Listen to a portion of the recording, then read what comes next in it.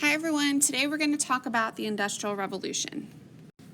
First, we're going to go back and talk about a little bit what was happening previously in a prior unit with cottage industries. So remember that during the 1700s we learned about the putting out system, also called cottage industries, that had developed in Europe. This was a system where urban merchants would put out, that's why it gets the name putting out system, they would put out or give raw materials to rural workers who would actually use their labor to turn them into finished products. So they would spin wool into thread, weave cloth at home, and this was something that a lot of the whole family did together, including women and children. It also enabled rural workers to have extra cash income. There were problems with this system, though, because the rural merchants or the urban merchants weren't able to supervise the rural workers, and they often got into disagreements about the quality of their work, deadlines, accusations of theft, and so there was a real problem with this system that the merchants just showed up a few months later and they had to kind of take whatever products that the rural workers had produced. And so the solution to this was the factory system. So the Industrial Revolution began in Britain around 1760.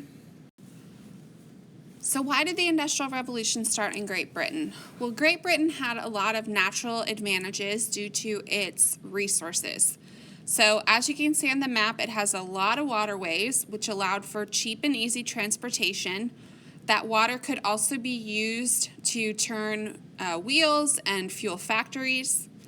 They had a lot of coal, which was used as a fuel in the Industrial Revolution, and access to iron, which was used for machinery and railroads, and also a lot of sheep, especially up in Scotland. And so the harvesting of wool from those sheep, which grows back as kind of a renewable resource, allowed for them to be able to use that in all of their textile factories. They also had advantages that were created by people. So they had a national bank in Britain, which was chartered way back in 1694, which gave out loans.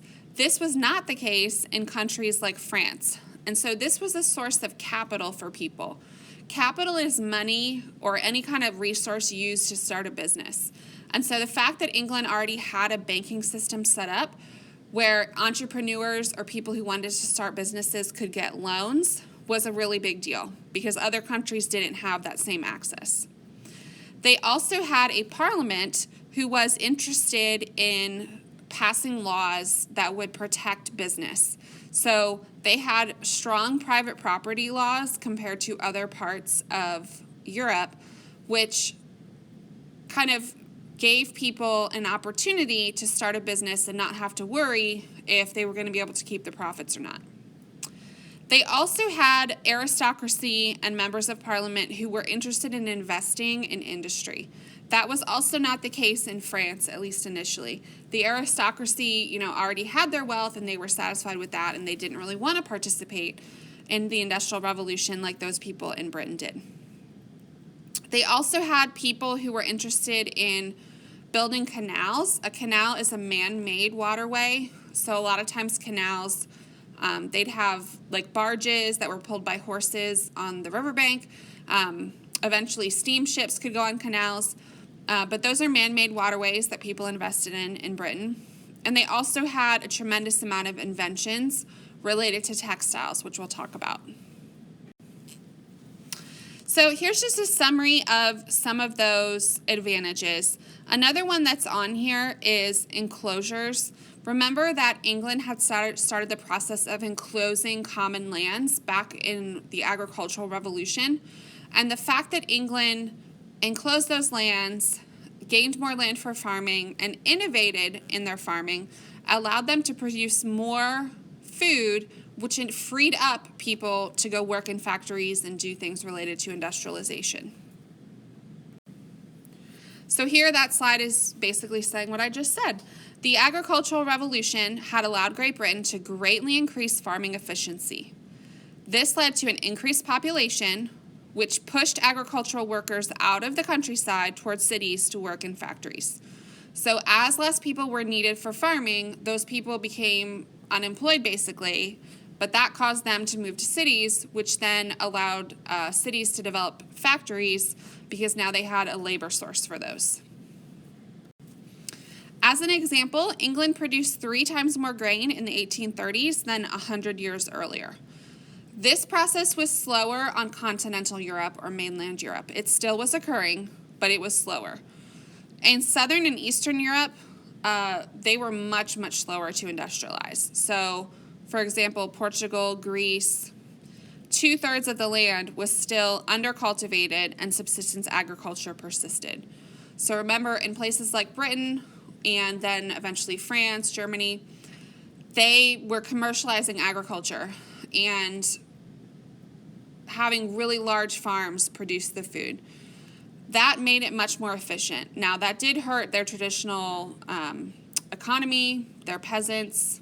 They had to go work in other jobs, but there's like a good and bad to it. So that process was already taking place in England. And you can see here that had a huge impact on Europe's population. It became the most densely populated continent, and there you can compare it to the United States around the same time. So lots more people moving to cities, which provided labor for factories. Here are just some of the inventions of the Industrial Revolution. So the spinning jenny, invented by James Hargreaves, was able to spin many spools of thread at once, like you see, whereas a woman spinning at home with a spinning wheel was only spinning one spool at a time. And then the water frame and the spinning mule even more like mechanized that process and used a water wheel as a fuel source. Richard Arkwright, who invented the water frame, is a really well-known entrepreneur from this time period. He had the water frame, which held several hundred spindles of thread at one time and required water power to operate versus hand power, which is what people were doing before. And the water frame used water power, and so it had to be situated near a river or on a river. It could not be operated from home. And so eventually mills, textile mills or factories sprung up, which housed dozens of water frames under one and were built near rivers. Now, this was a great solution because it allowed a lot of factories to start. But water power is finite. There's only so many major rivers and only so many factories can be built there. And so full industrialization did not happen until a little bit later. Goods were still being produced in a small scale in the countryside during this time. Another really important resource that the British had access to was coal, which provided massive amounts of energy in comparison to water, but it was still a finite resource. You can see on this map major coal-producing areas. So in northern England, they had a lot of coal, and those became major mining centers. One of the places where a lot of this innovation took place in machinery and factories was at the University of Glasgow. So Scottish universities especially emphasized science and mechanical arts and like engineering and actually practical education, versus like the more prestigious universities of southern England like Oxford and Cambridge, which emphasized theology and the humanities. And so as a result of that focus in the Scottish universities, a lot of the important innovations of the Industrial Revolution came out of those places. So one example of that is the steam engine, which was invented by James Watt at the University of Glasgow. And so there was an existing steam engine, but the one, like the model that really took off was invented by James Watt. And the steam engine burns coal to produce steam, which powers an engine and therefore can power machinery in a factory. And so by the 1770s, the steam engine became a major producer of power in the Industrial Revolution. And there's a picture of one of the original steam engines produced by James Watt. And here's another close-up look at it. The development of the steam engine allowed people to build factories anywhere. And so many factories popped up in cities such as Manchester and Liverpool. So there became in England actual industrial centers where people moved to, and they became major factory towns. Cities like Manchester, England became known as a cottonopolis, or a factory town, where whole families would migrate for new jobs in the factories. Because in this early time period especially, the whole family, women, children, men, all could get jobs in the factory. And this is what a lot of peasants had to do as the agricultural revolution took place, and they were no longer needed in farming or no longer owned land anymore. They moved to the cities and worked in factories. And so one of the issues that still existed was the transportation of goods. Railroads were developed in the early 1800s, which helped fix this problem. And so by 1825, a railroad went from Liverpool to Manchester. The Rocket is the first passenger railroad in 1830, which had this lightning fast speed of 16 miles per hour. Just amazing. These other pictures also show you about canals. So canals, again, are man-made waterways. The picture on the bottom shows barges on a canal. A lot of times the barges on a small canal like that, you can see there's ropes coming off towards the shore. A lot of times they would have horses tied to those ropes, and the horses would actually walk along the shore and pull the barges along the canal. There are also canals that had to be built with locks, like you see in the other picture, which raise and lower the water level to allow boats to move through if it's like a canal from a low point to a high point or vice versa. So now, not only could goods be mass-produced through the use of the steam engine, they could also be transported in mass quantities. Because if we can produce them, but we have no way to get them around to be sold, it's still a problem. So here are just some examples of times it took to travel from London to different places in Europe by horse, stagecoach, or carriage versus railroad. So like from London to Edinburgh in Scotland, previously 43 hours just of travel time, now 12 hours. So it's a huge difference through the use of the railroad for transporting both people and products. It's important to remember that not everyone viewed these things positively. So it's hard for us to imagine, but if you think about living in a time where there was no real transportation technology, just horses, and then suddenly we have railroads. Well, we all know about railroads. I mean, they're very loud. They are smoke pouring out of them in this time period. It would be kind of an overwhelming thing to see that for the first time. So here's a cartoon titled The Great Land Serpent, and you can see the image of the railroad here is definitely not positive for people. And here's a map showing the expansion by railroad. The green lines are first, and then railroads by 1880 in red. So you can see railroads went all throughout Europe, but they definitely were concentrated in Northern and Western Europe. That's a key thing to understand about European history. That the eastern part of Europe and the southern part of Europe took longer to industrialize. All right, there's two processes related to iron and steel that you need to know. Really, we don't need to know for the sake of this class how these things actually work. But if you just know that the puddling process produced what was called pig iron, where it removed impurities from iron, where it could eventually be refined into wrought iron, which was used for machinery. Today, people still use wrought iron for like fences, staircases, different things like that. But if you know that the puddling process helped refine iron so that it could actually be used to build things, that's enough. And then the Bessemer process was another huge breakthrough that allowed the mass production of steel from this pig iron in a new type of furnace. Basically, they're removing more and more impurities from iron to be able to turn it into steel. And so if you know the Bessemer process led to mass production of steel and that the process and technique of how to do that was a major innovation, then that's good enough for this class. This led to a huge explosion in the amount of coal mining taking place. You can see by 1914, over 1 million people employed just in Great Britain in coal mining. So it's just a huge industry that sprung up as a result of the Industrial Revolution. A lot of times, children were employed in these coal mines until there were laws against it. And part of the reason is that the mine shafts were often very, very small. And you can see in the illustrations here, children pulling these carts, actually having carts of coal strapped to them, and they have to crawl through these mine shafts.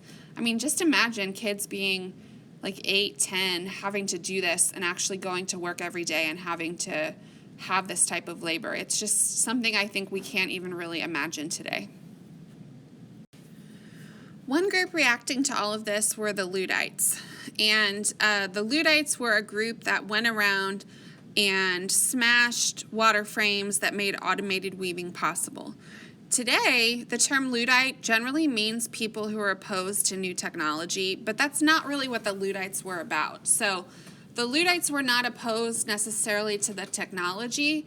They were opposed to the dramatic changes that this was making in people's lives. And a lot of them had been craftspeople or artisans who had been producing these products by hand, and now they can no longer compete with factory production. And so that violent reaction is not so much about the technology, but about the change in the world and the dramatic changes to people's lives as a result of industrialization. Another person that we're going to read an excerpt from is Alexis de Tocqueville, and you might remember him from American history. He wrote Journeys to England and Ireland, and he wrote about visiting the factory town of Manchester and just the environment that he encountered. And he has some negative things to say about it, which we'll learn about. So the question posed to people at the time is, will things get better? So will this industrialization actually lead to better lives for people, or is life just getting worse as a result of industrialization? And two people that proposed ideas related to this, which is called economic pessimism, were Thomas Malthus and David Ricardo. So Thomas Malthus wrote Essay on the Principle of Population, and he wrote about what's called the Malthusian Dilemma, which is that food supply will grow at a steady rate, but that population growth is geometric, that population growth is just going to explode.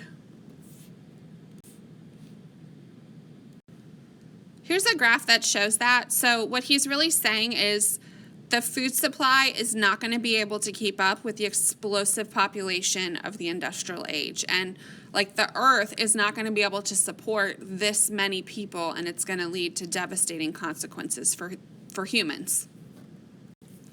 So he believed that the rapid population growth Europe experienced would lead to catastrophe. Food production would not be able to keep up with the rapidly growing population and would result in famine and death.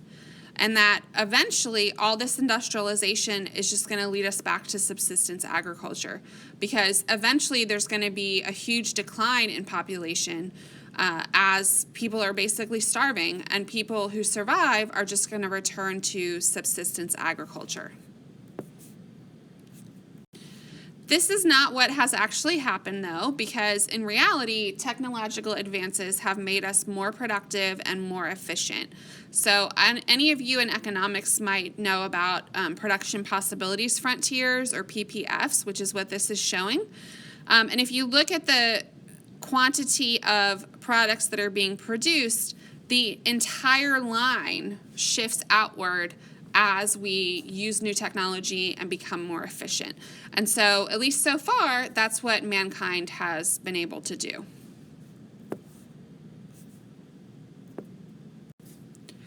David Ricardo had his own pessimistic economic ideas, which is called the iron law of wages. He said wages in the long term will always tend towards the subsistence level, which is just the minimum amount of money that people need to survive. Because he said when wages increase, workers are going to have more children, and more children will also create a labor surplus, which will cause wages to decrease. Because if people have more children and all those children go to work in factories, then there's going to be too much labor, and factory workers won't have to pay that much anyway, and so it'll push wages down. So he believes through this industrialization process that wages are going to be pushed down, and it's not like the standard of living is not actually going to increase. So basically, the iron law of wages says that things are not going to get better, that we're going to stay at this low level of subsistence survival. All right, both of them are kind of correct in the short term.